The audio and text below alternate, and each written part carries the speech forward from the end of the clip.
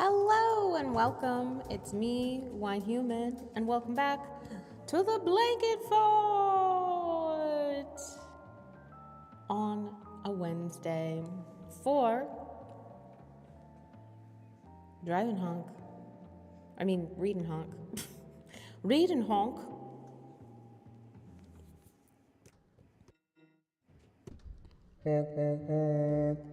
Hi, Soma. Hi. We got a stream streak from USM. Popping in. The drive-by. We got, let's see here. So today, for anybody who is curious about what this is all about, we are going to be reading from Pride and Prejudice, which is in the public domain. So don't put your lawyers on me. Why is this thing tipping down now?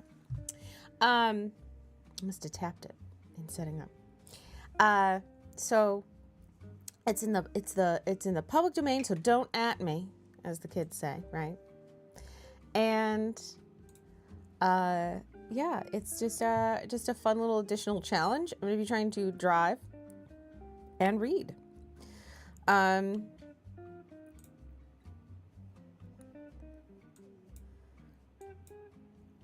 I'm hoping this adds chaos and relaxation. And actually, do I have... Today was weird. Sorry about the late start. A bunch of things logged out. I had to restart my computer.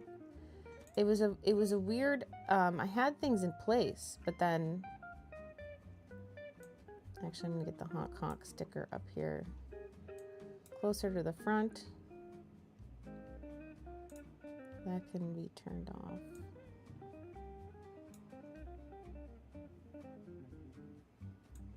There we go.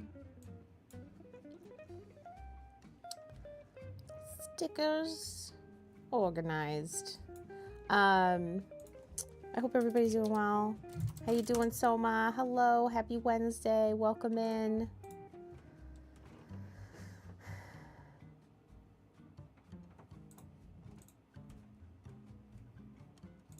Stomping around up there. Let me get this going. Yeah, it's crazy. My my audio channel's flip-flopped for no reason, which is, you know, classic. But I do believe it's all good now. I do believe.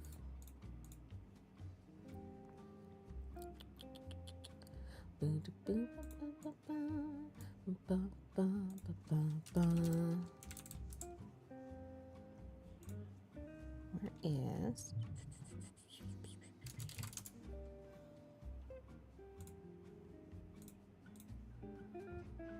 All right, got a little puzzle that's on theme going here.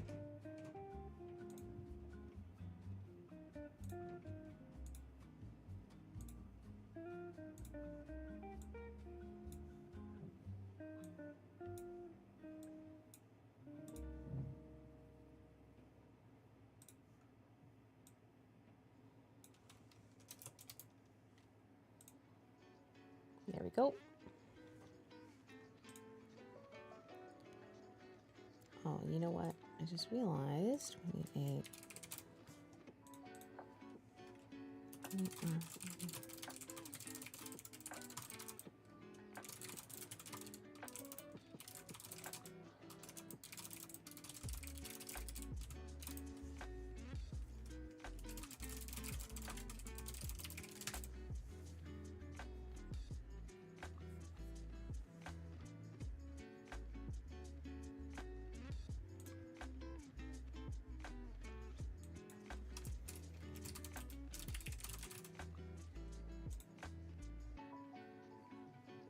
All right, here we go. Here's the book. So Machextra, currently on a 20 stream streak. Yeah, asterisk 85. It reset.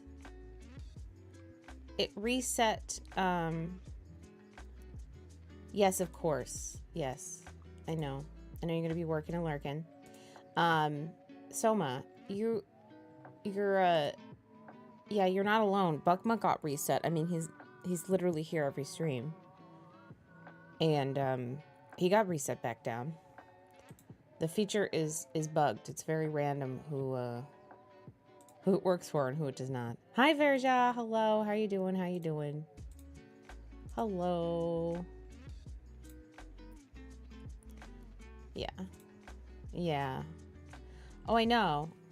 I know. It's a weird feature too, because like it also just like pops up right away. So like, or breaks. And it's like, I don't know. There's a couple aspects of the feature they need to like tweak. How you doing, Verja? Welcome in. Happy Wednesday. I'm doing good. Let's see if my book command works. Just want to make sure. There's the book.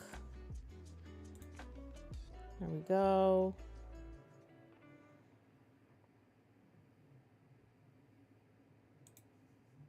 All right. Let's get going.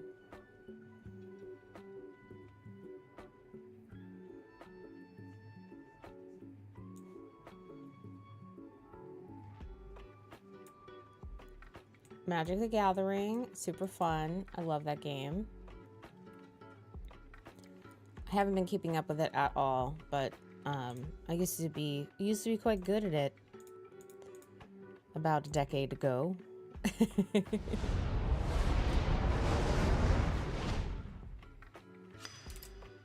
on.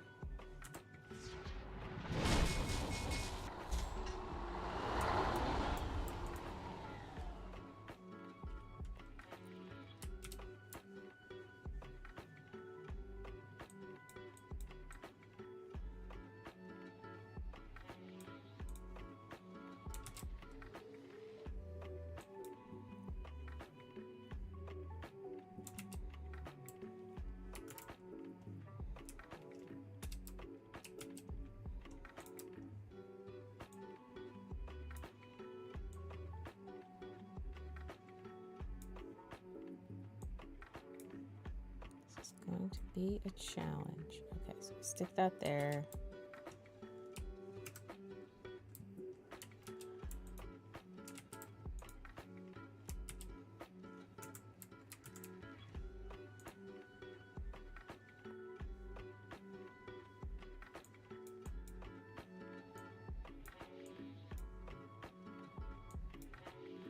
There we go.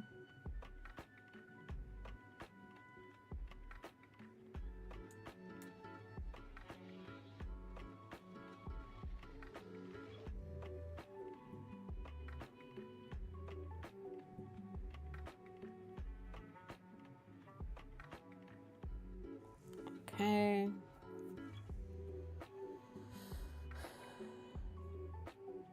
Okay. Beautiful.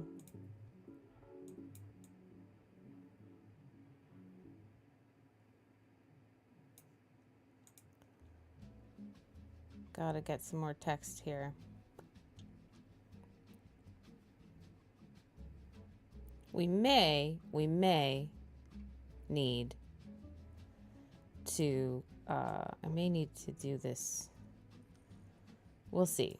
We may need to do this on an iPad, but I'm gonna try it this way, and then we'll go from there. This is the pilot program, if you will. They have weekly quests where you do pre-constructed decks versus other pre-constructed. Oh, that's a cool way to do it. Oh, I like that. Oh, that's awesome. So it kind of that in that way it levels the playing field, and you can kind of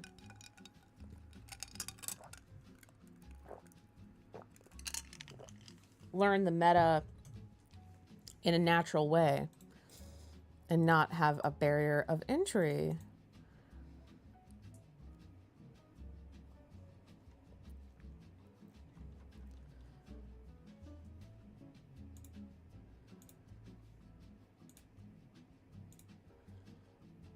To get gold / play for free. I'll have to check that out because I love a tactical card game, like a lot. All right, let's fire up the drive-in.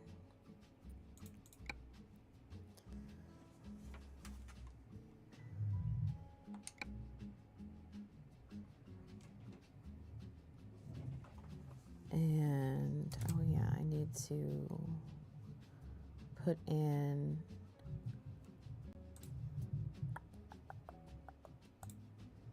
just realized I don't have the window selected.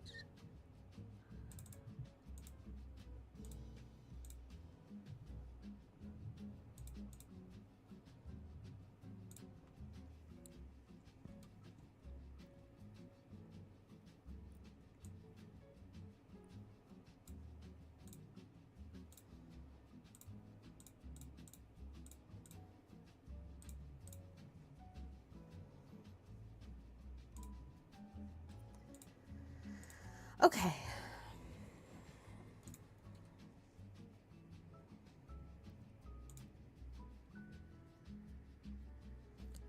So let's go to the job market. Let's do a quick job because I'm definitely going to be smashing my truck.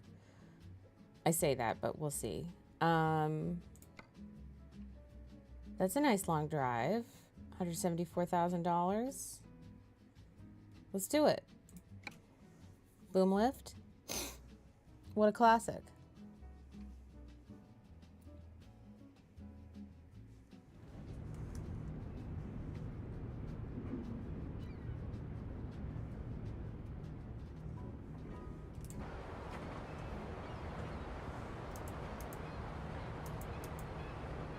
Okay, lights are on.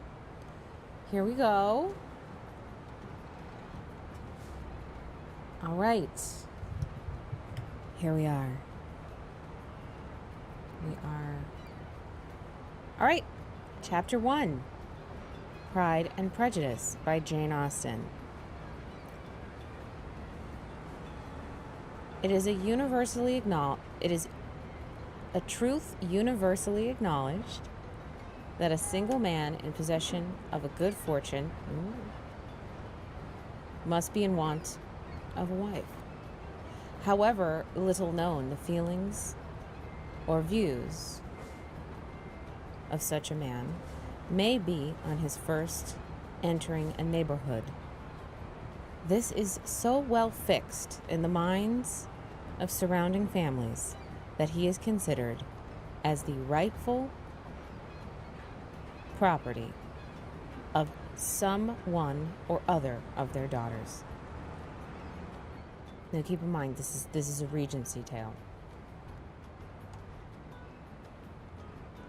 Crazy intersocial politics in the Regency. Honk honk. Thanks for the honks, honk honks.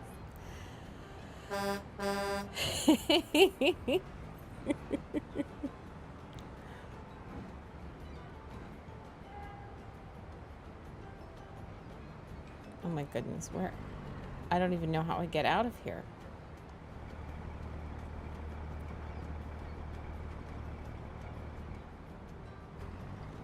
Guess I'm gonna go this way. Hi, Kurz, welcome in.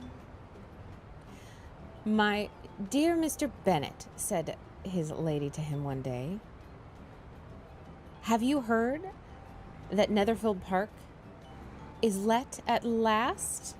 Mr. Bennet replied that he had not. But it is, returned she, for Mrs. Long has just been here, and she told me all about it. Mr. Bennet made no answer.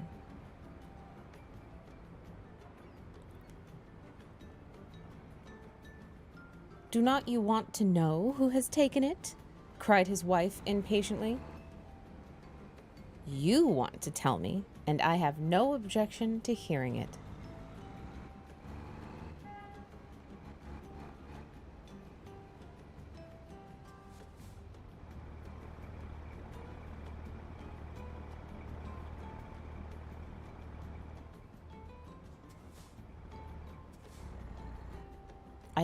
This is a wild start to this drive. I think this is the wrong way down this road, but I have no idea how to get out of this place.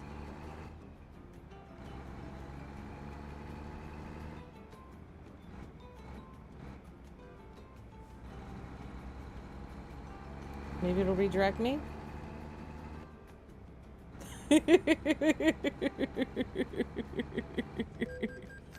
You got a support Mocha and you ready? Yes! Wrong way violation.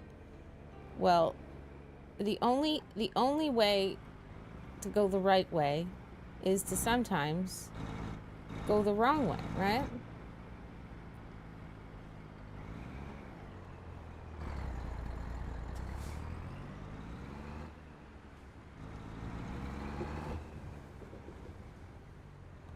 Wait, now they're saying go out here and turn left.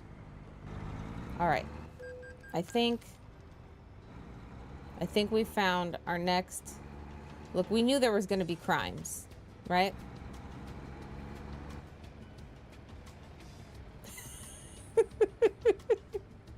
We knew there were going to be crimes. That parking lot, I didn't know how to get out of there. All right, next page.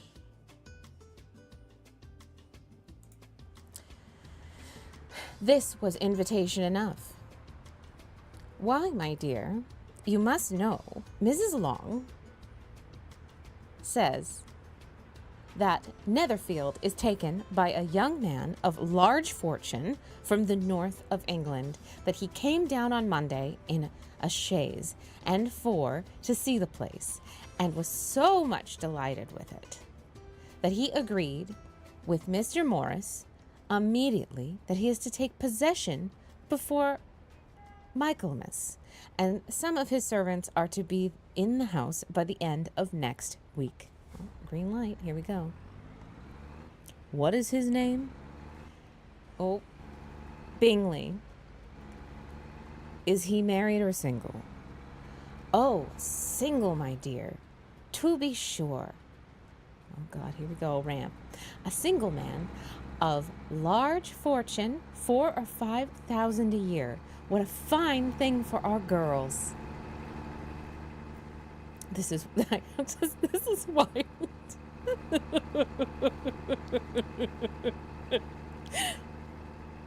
How so? How can it affect them? My dear Mr. Bennet, replied his wife, how can you be so tiresome? You must know that I am thinking of his marrying one of them. Don't come for me, please, please. The sirens. Oh, God, here we go. Oh. Is that his design in settling here? Design? Nonsense. How can you talk so?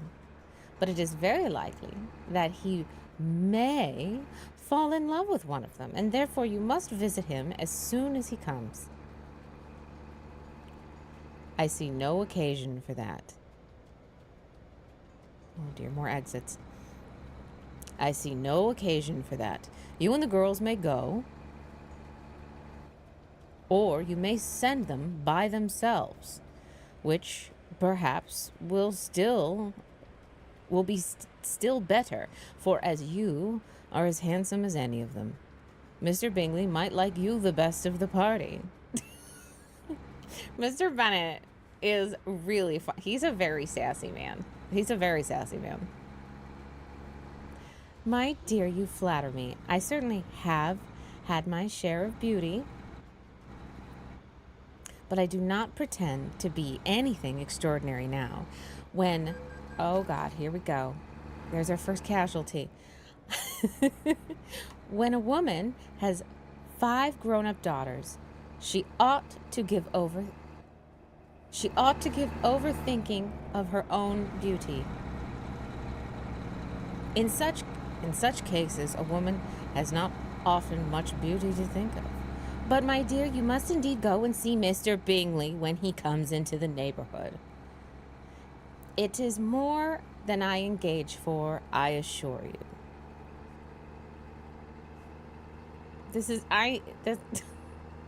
Swerving is just a way of life now.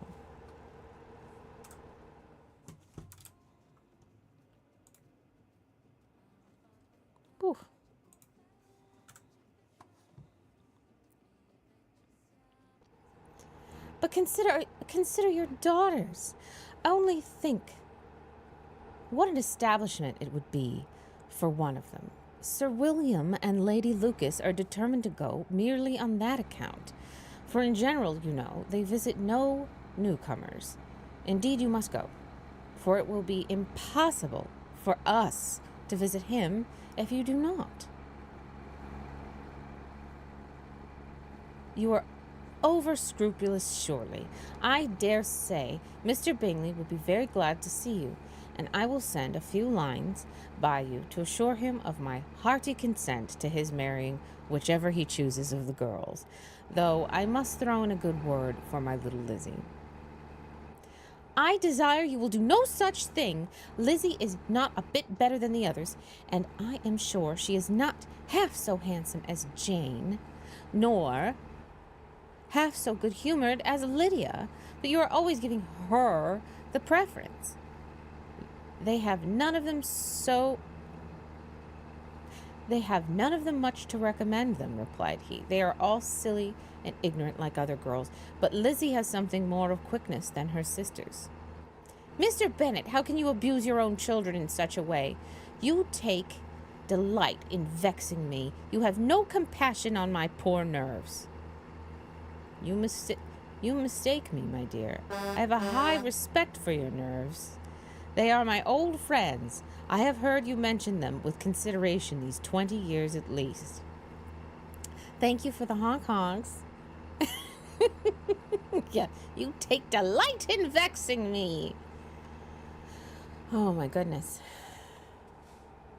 I can't believe I'm staying on the road here. For now.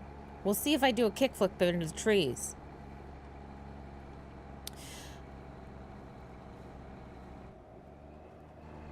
All right, I'll say that again. It's a really good line. You mistake me, my dear. I have a high respect for your nerves. They are my old friends.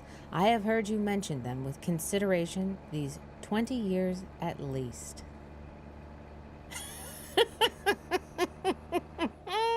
Thank you so much for the sticker.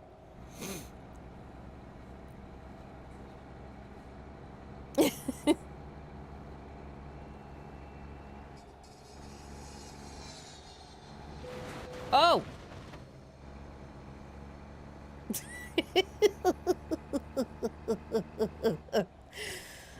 Yeah, do 42069 no scope. Okay.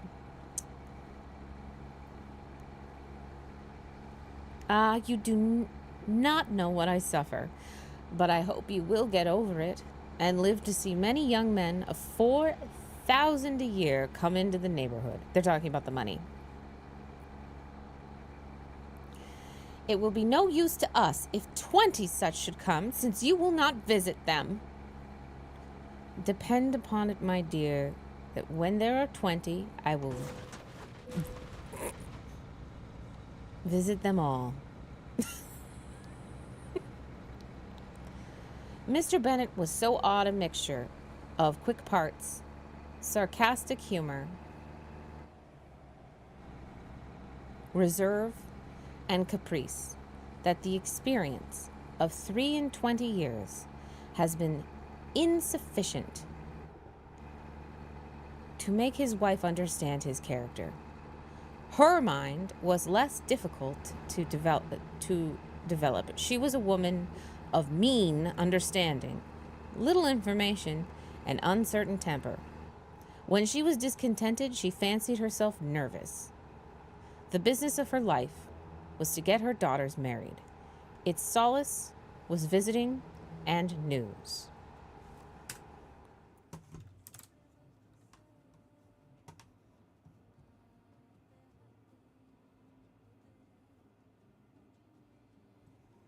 Chapter 2.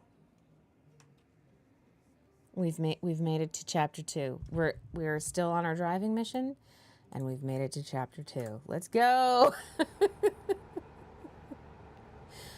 Mr. Bennet was among the earliest of those who waited on Mr. Bingley. He had always intended to visit him, though to the last always assuring his wife that he should not go until the evening after the visit was paid. She had no knowledge of it. It was then disclosed in the following manner. Observing his second daughter employed in trimming a hat, he suddenly addressed her with, I hope Mr. Bingley will like it, Lizzie. We are not in a way to know what Mr. Bingley likes, said her mother resentfully, since we are not to visit.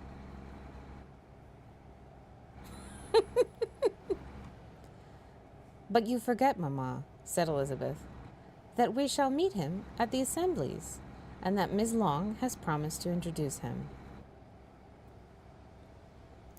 I do not believe Miss Long will do any such thing. She has 2 nieces of her own. She is a selfish, hypocritical woman, and I have no opinion of her.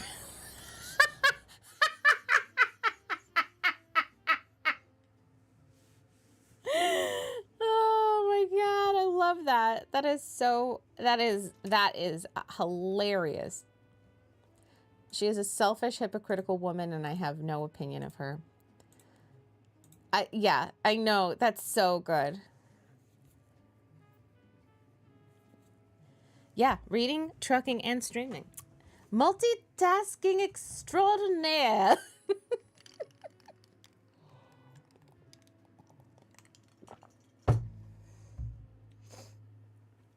Trying.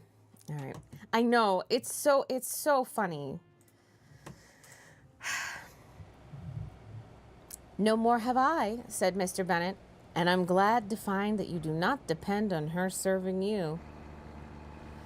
Miss Bennet deigned not to make any reply, but unable to contain herself, began scolding one of her daughters.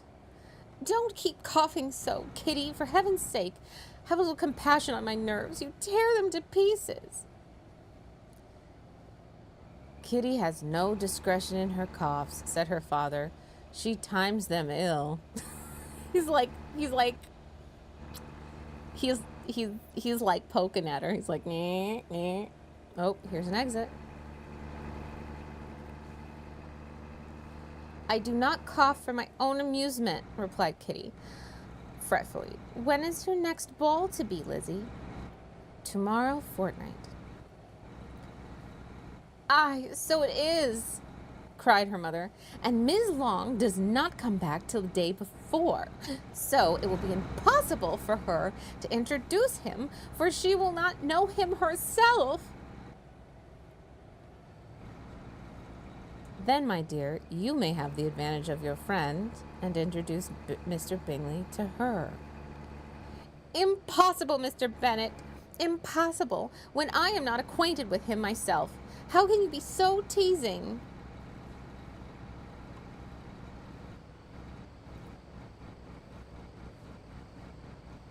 Ah!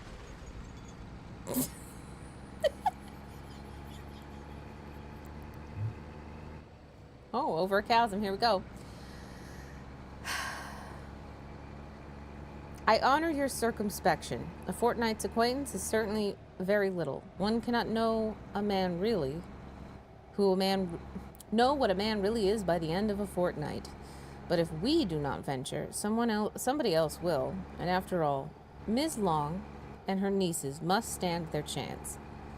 And therefore, as she will think of it as an act of kindness, if you decline the office, I will take it on myself.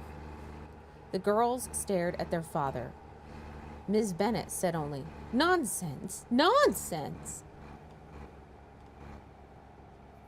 What can be the meaning of that emphatic exclamation? Oh, wait, I didn't say that right. I didn't read that right. What can be the meaning of that emphatic exclamation? Cried he.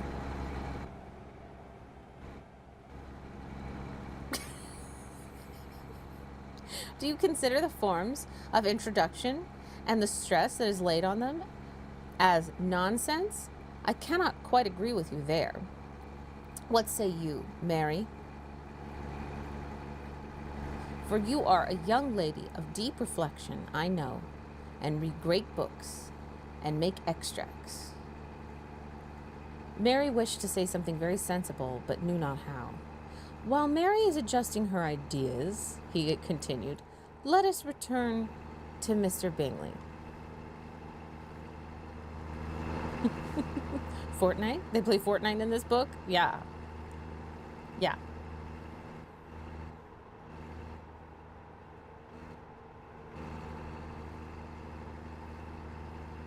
I am sick of Mr. Bingley, cried his wife.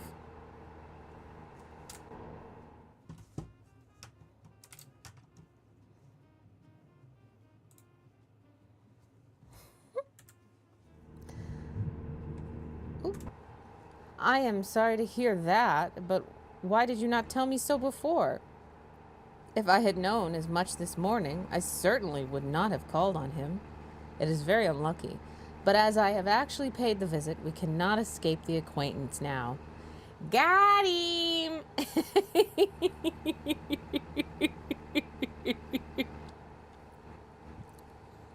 Mr. Bennet, what a rascal! What a rascal!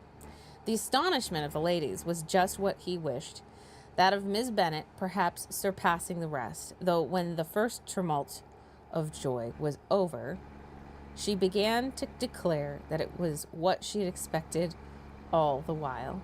How good it was in you, my dear Mr. Bennet. But I knew I should persuade you at last. I was sure you loved your girls too well to neglect such an acquaintance.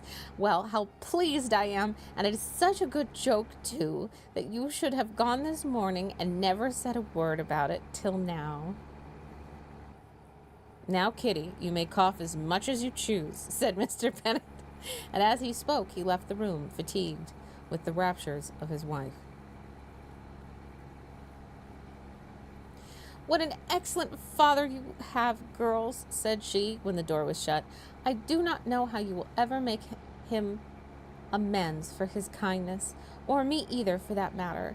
At our time of life, it is not so pleasant, I can tell you, to be making new acquaintances every day, but for your sakes, we would do anything. Lydia, my love.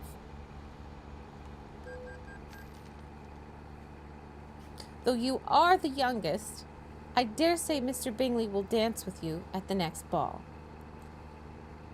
We gotta do the way station. Oh, said Lydia, stoutly, I am not afraid, for though I am the youngest, I am the tallest. The rest of the evening was spent in conjecturing how soon he would return Mr. Bennet's visit and determining when they should ask him to dinner.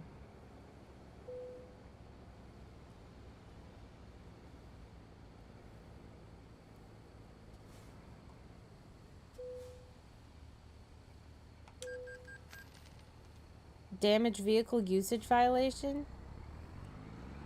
But don't they know? Don't they know I'm on a literary mission?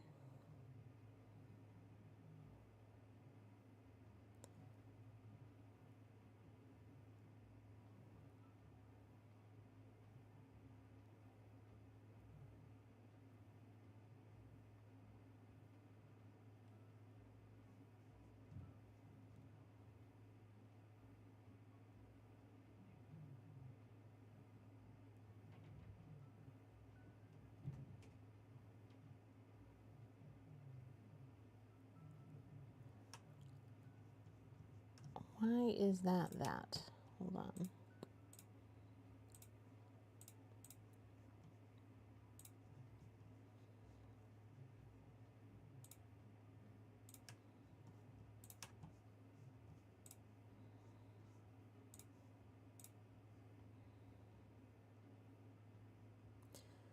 So this is just 2 lines. So I'm going to read that and then boop on. It all that Miss Bennet, however, with the assistance of her 5 daughters, could ask on the subject was sufficient to draw from her husband any satisfactory description of Mr. Bingley. They attacked him in various ways with barefaced questions, ingenious suppositions, and distant surmises, but he eluded the skill of them all, and they were at last obliged to accept the second-hand intelligence of their neighbor, Lady Lucas.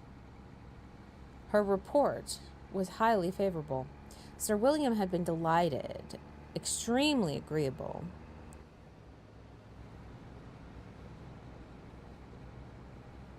And to crown the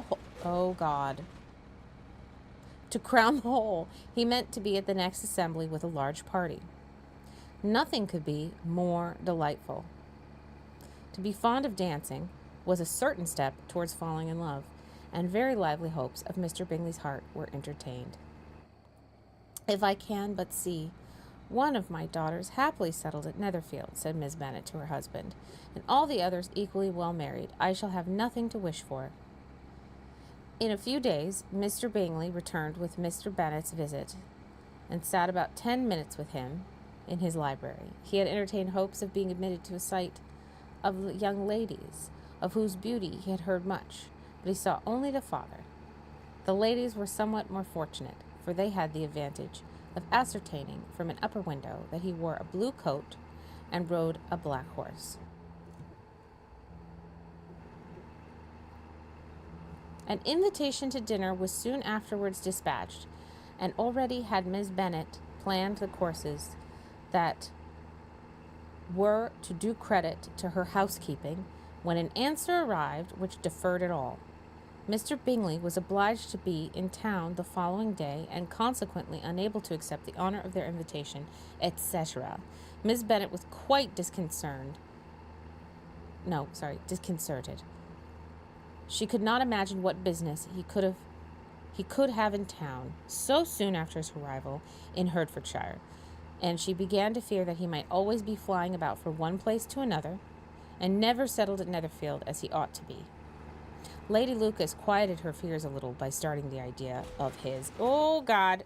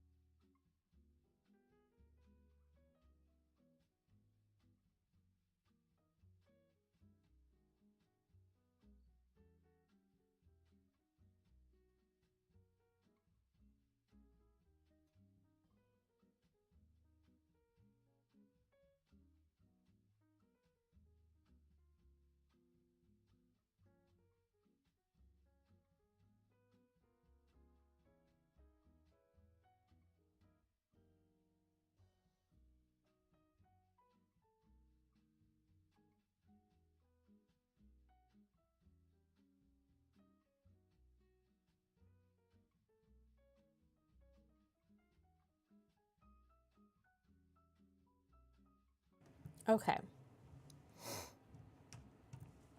Ooh.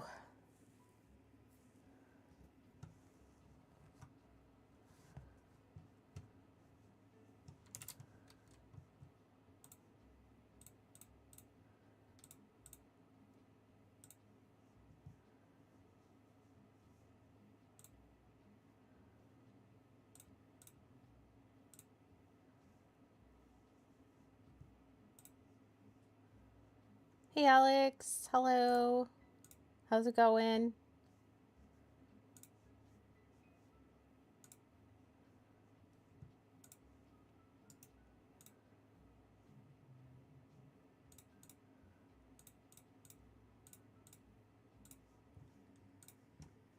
Excuse me. Okay. Oh wait, I needed to. Sorry, I coughed and I got off pace here. Lady Lucas quieted her fears a little by starting the idea of his being gone to London, only to get a large party for the ball, and a report soon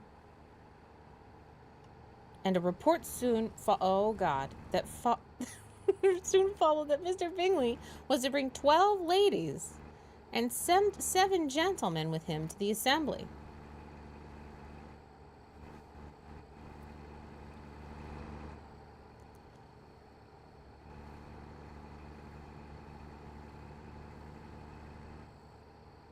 The girls grieved over such a number of ladies, but were comforted the day before the ball by hearing that Oh, Lord, curves. Oh, Lord.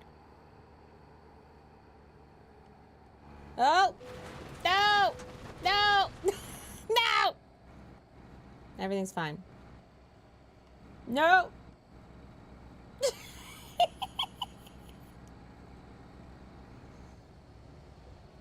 But we're comforted the day before the ball by hearing that instead of 12, he had brought only 6 with him from London, his 5 sisters and a cousin.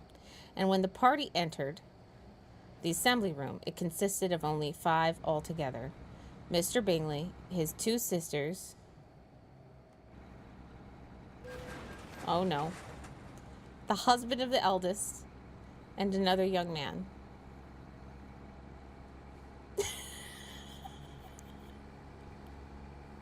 Mr. Bingley was a good-looking... Now you know what the problem with Atlanta drivers is? Yeah, they're reading Pride and Prejudice while they're driving. Mr. Bingley was good-looking and gentlemanlike. He had a pleasant countenance and easy, unaffected manners. His sisters were fine women, with an air of decided fashion. His brother-in-law, Mr. Hurst, merely looked the gentleman, but his friend, Mr. Darcy, soon drew the attention of the room by his fine, tall person, handsome features, noble mien, and the report, which was in general circulation within 5 minutes after his entrance, of his having 10,000 a year. The gentlemen pronounced him to be a fine figure of a man. The ladies declared he was much handsomer than Mr. Bingley, and he was looked at with great admiration for about half the evening, till his manners gave a disgust, which turned the tide of his popularity, for he was discovered to be proud, to be above his company, and above being pleased. And not all his large estate in Derbyshire could save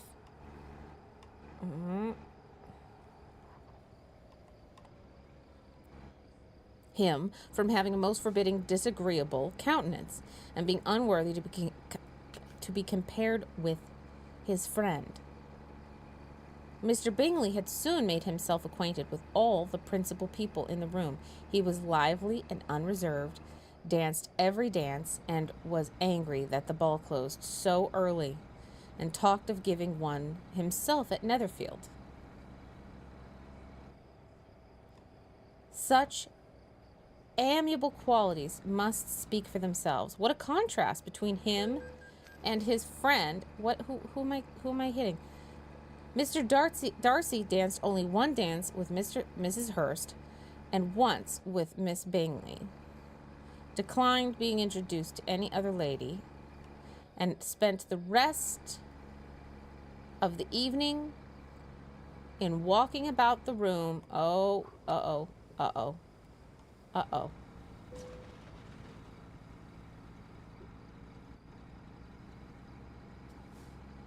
In walking about the room, speaking occasionally to one of his own party. His character was decided. He was the proudest, most disagreeable man in the world, and everybody hoped that he would never come there again. Amongst the most violent against him was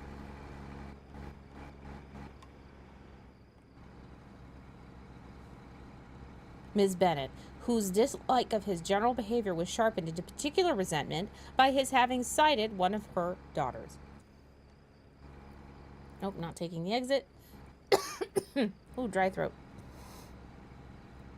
Elizabeth Bennet had been obliged by the scarcity of gentlemen to sit down for 2 dances, and during part of that time Mr. Darcy had been standing near enough for her to overhear a conversation between him and Mr. Bingley, who came from the dance for a few minutes to press his friend to join it. This is a lot of curves for reading right now. "Come, Darcy," he said. "I must have you dance. I hate to see you standing about by yourself in this stupid manner. You had much better dance." "I certainly shall not. You know how I detest it, unless I am particularly acquainted with my partner. At such an assembly as this, It would be insupportable. Only one, yeah, Midwest, only one turn per chapter. Insupportable. Your sisters are engaged, and there is not another woman in the room whom it would not be a punishment to me to stand up with.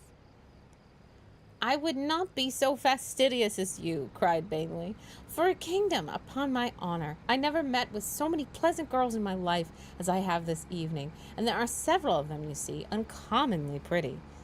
You are dancing with the only handsome girl in the room, said Mr. Darcy, looking at the eldest Miss Bennet. Oh, she is the most beautiful creature I ever beheld, but there is one of her sisters sitting down just behind you who is very pretty, and I dare say very agreeable. Do let me ask my partner to introduce you. Which do you mean?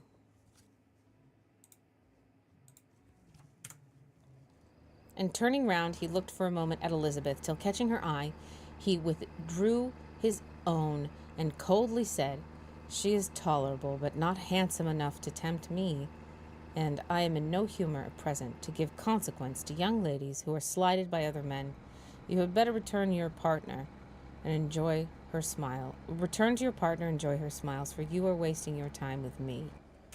Uh-oh, Mr. Darcy, he's a sour man. Uh-oh.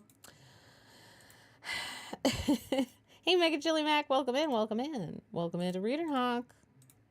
We are on Chapter 2 of Pride and Prejudice by Jane Austen. Thanks, Alex. And I appreciate the tabs in the YouTubes. It helps the algorithms. It helps me get watch hours. Okay. All right, here we go.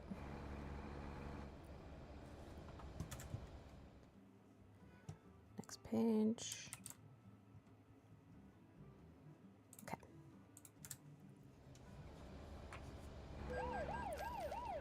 Headlight. I have lights on. Okay.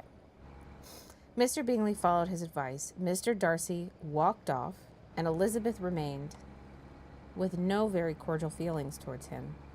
She told the story, however, with great spirit among her friends, for she had a lively, playful disposition, which delighted in anything ridiculous. The evening altogether passed off pleasantly to the whole family. So just to make it clear, because it's, there's a lot of shenanigans going on, a lot of names.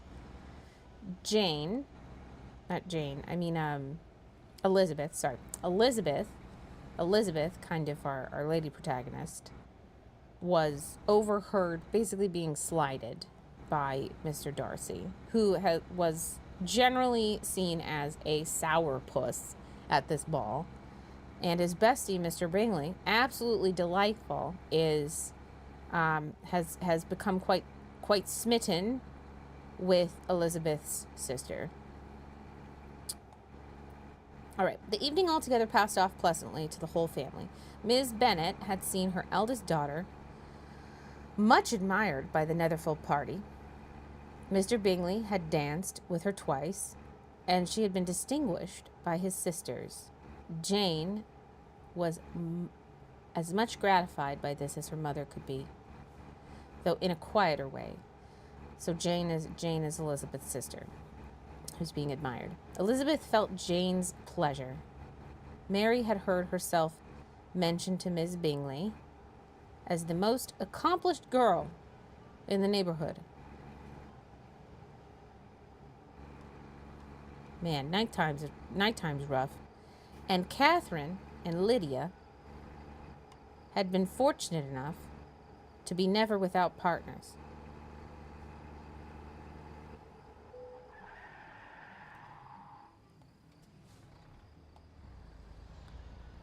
I've got to find a maintenance stop, huh? Maybe down here? Yeah. Okay, so we got to go here. We got to sleep, we got to get gas. We gotta fix our truck. All right, we're not too far away. We gotta sleep and refuel anyway. How are we doing on our trip?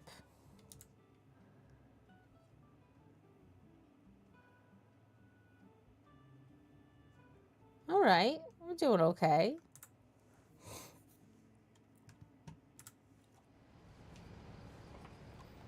Oh no. Okay. Mary had heard herself mentioned to Miss Bingley as the most accomplished girl in the neighborhood, and Catherine and Lydia had been fortunate enough to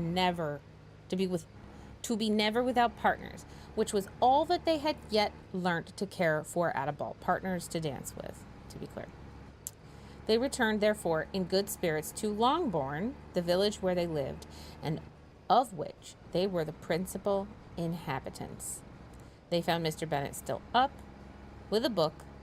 He was regardless of time, and on the present occasion he had a good deal of curiosity as to the event of an evening which had raised such splendid expectations. He had rather hoped that all his wife's views on the stranger would be disappointed, but he soon found that he had a very different story to hear. "Oh, my dear Mr. Bennet," as she entered the room, "we have had a most delightful evening, a most excellent ball. I wish you had been there. Jane was so admired. Nothing could be like it.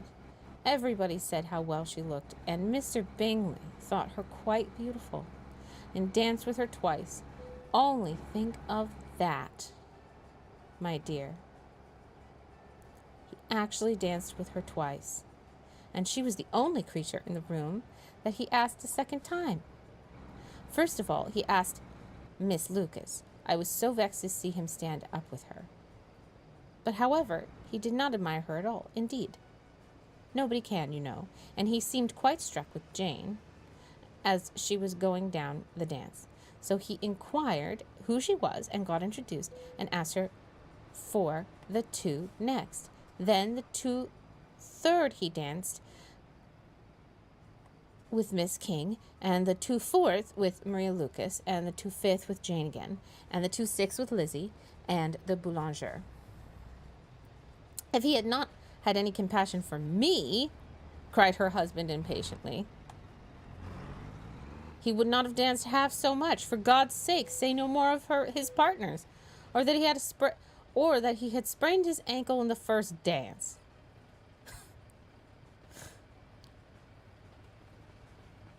"Oh, my dear," continued Miss Bennet. "Yes, I know my vehicle's very broken. I know." "Oh, my dear," continued Miss Bennet, "I am quite delighted with him. He is so excessively handsome, and his sisters are charming women. I never in my life saw anything more elegant than their dresses. I dare say the lace upon Miss Hurst's gown—" Here she was interrupted again. Mr. Bennet protested against any description of finery. She was therefore obliged to seek another branch of the subject.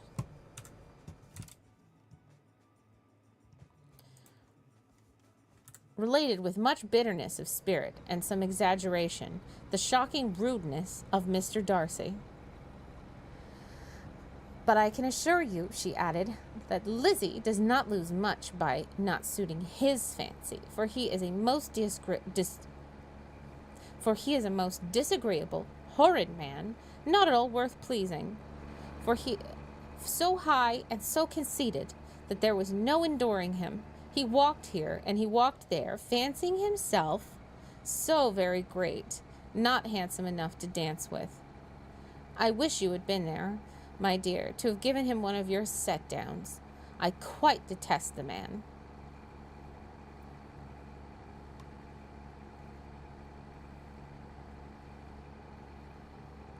All right, chapter 4.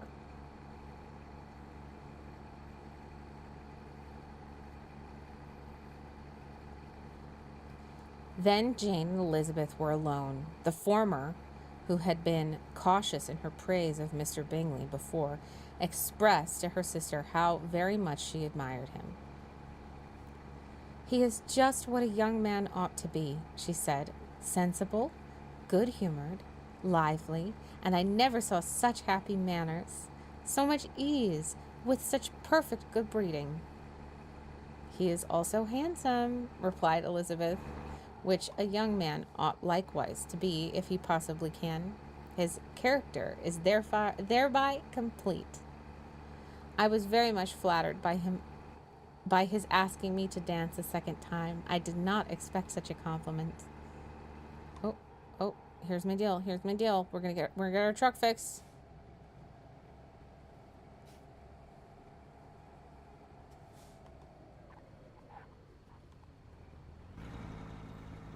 Fix and fuel. We've beat up our truck. It's time to fix it. 'Cause it shut off completely on the highway.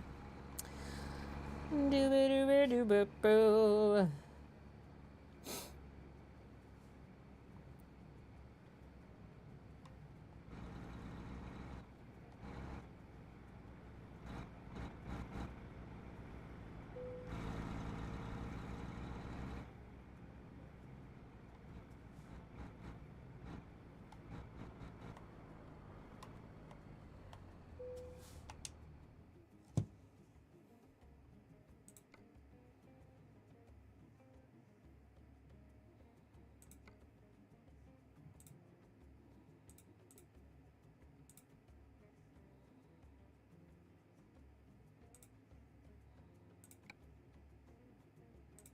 There we go.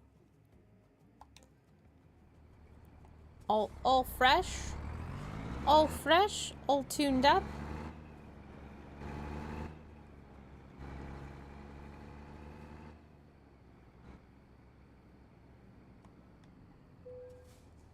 We can fill the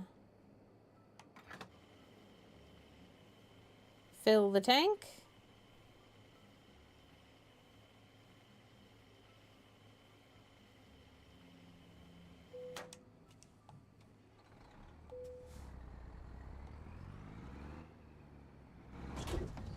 Oh, come on.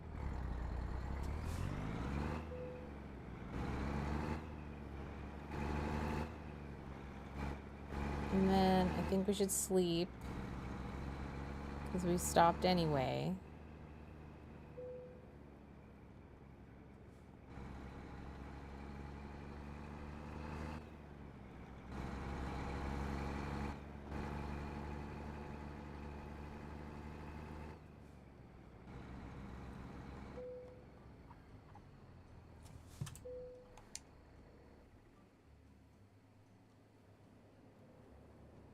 Okay. I've got to go use the restroom. Thank you for being here. We are on chapter 4 of Pride and Prejudice. We're zooming right along. And yeah, I'll be right back. We do have a puzzle in case anybody is interested. You can jump in and out of a digital puzzle online. No obligation to finish it. Just a fun little side thing there to enjoy. And yeah, thank you so much for being here for our inaugural Read and Honk. Right back.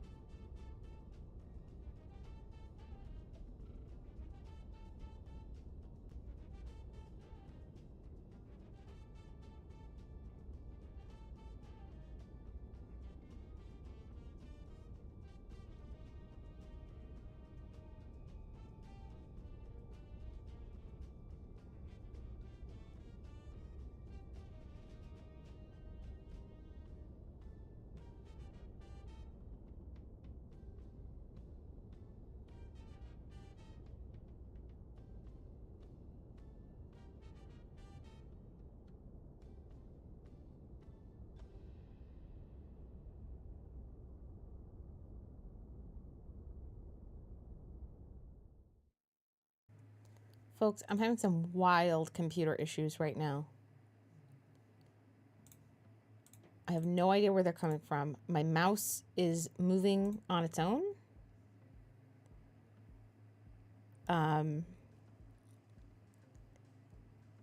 And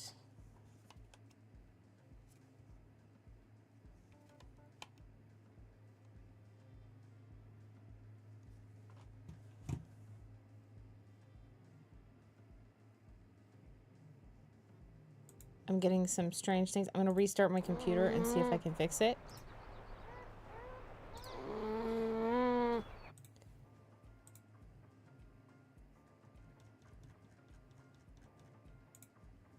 Stay tuned. Here is the Discord. I'll give you an update if I'm not just back soon. I'll give you an update. And I'm just going to have to see if I can fix this. All right. Thanks for the beaver, Toma. I'll be right back. Hopefully.